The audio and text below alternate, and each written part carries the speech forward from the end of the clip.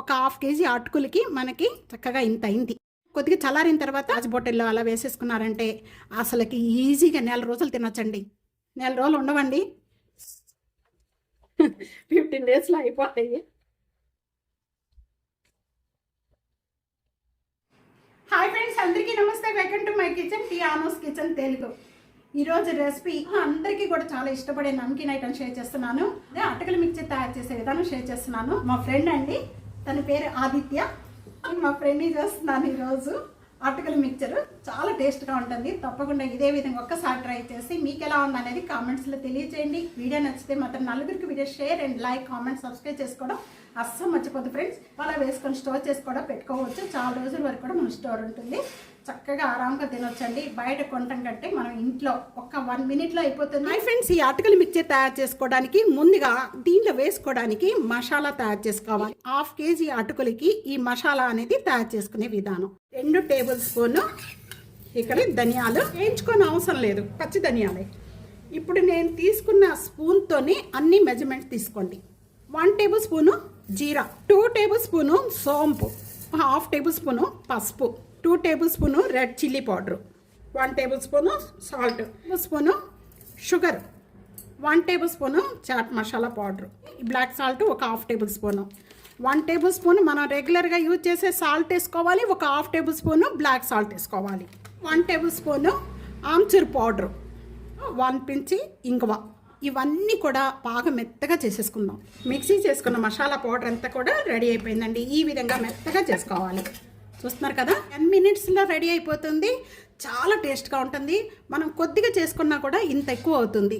చక్కగా చాలా ఒదిగిస్తుందండి మిక్చరు, అటుకుల మిక్చరు. మనం ఇవంతా జల్లించుకోవాలి. ఇదిగోండి, ఇలా జల్లించుకోవడం వల్ల దీనిలో కొద్దిగా రవ్వ కానీ పీచు కానీ ఇలాంటివన్నీ కూడా మనకి సపరేట్ అయిపోతాయి. ఇలా అలా వేసుకోవడం వల్ల అటుకుల మిక్చర్ అనేది చక్కగా వస్తుంది. జల్లించిన అటుకులన్నీ కూడా ఈ విధంగా ఉండాలండి. చూస్తున్నారు కదా, ఇప్పుడు రవ్వ కానీ వీటిలో ఏమి కూడా లేకుండా చక్కగా ఉండాలి. అప్పుడే మనకి మిక్చర్ అనేది చక్కగా ఉంటుంది. ఇక్కడ డీప్ ఫ్రై కావాల్సినంత ఆయిల్ తీసుకున్నామండి. ఆయిల్ బాగా కాగాలి. కాగిన తర్వాతే మనకి అటుకులు వేయటం వల్ల నూనె అనేది పీలవకుండా ఉంటుంది. లేకపోతే అటుకులకి నూనె పీల్చేస్తుంది. 1/2 కప్పు పల్లీలు తీసుకున్నానండి. ఒక 1/2 కప్పు పల్లీలు అనేది మీరు ఇక్కడ కొలత ఏం లేదండి. పల్లీలకి మనం ఎన్నైనా వేయించుకోవచ్చు, కొలత ఏం లేదు. పల్లీలు ఎంత వేసుకుంటే మిక్చర్లో అంత బాగుంటుంది. కొద్దిగా తక్కువగా తినే వాళ్ళైతే ఒక 1/2 కప్పు వేసుకోండి. ఇలా వేసుకుంటే మనకి ఆయిల్ అంతా కూడా చక్కగా ఏమీ కూడా ఖరాబ్ అవ్వకుండా ఉంటుంది. తీసుకోవడం కూడా చక్కగా ఈజీగా అయిపోతుంది. ట్రేలో వేసుకుందాం. ఇప్పుడు మనం పల్లీలు వేయించుకున్న వెంటనే కూడా ఇలాగా స్టేనర్ పెట్టుకోండి. స్టేనర్ల అటుకులు కొద్దిగా అలా వేయించేసుకోవాలి. చూస్తున్నారు కదండి, ఇలా తీసేసేద్దాం. చూస్తున్నారా, ఇలా వేగాలండి. అటుకులు వేయంగానే ఇలా రావాలి. ఇలాగ వేసేసుకొని ఇంకా మన అసలు ఆయిల్ కూడా ఏమీ పీలవదు. ఇలా వేగిపోయాయా,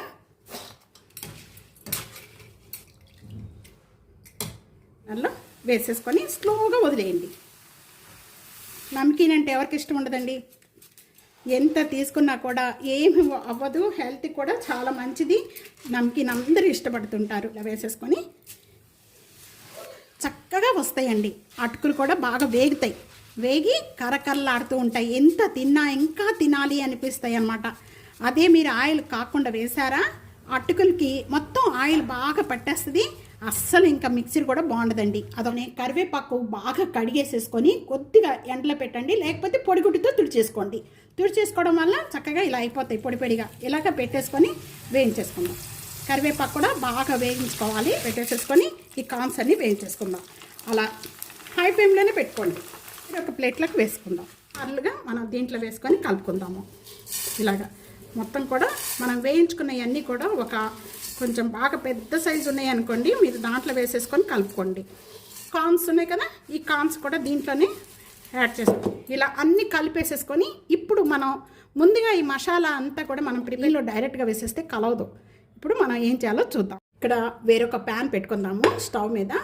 దీంట్లో ఒక 1 టేబుల్ స్పూను ఆయిల్ వేసేసుకొని ఈ ఆయిల్ బాగా కాగిపోయిన వెంటనే ముందుగా మనం మసాలా చేసుకున్న మిక్సీ జార్లో మసాలా అంతా కూడా దీంట్లో వేసేసుకోండి. ఆయిల్ బాగా కాగిన తర్వాత వేసుకోవాలి ఫ్రెండ్స్, లేకపోతే మసాలా అంతా కూడా పచ్చికంపు కొట్టేస్తుంది.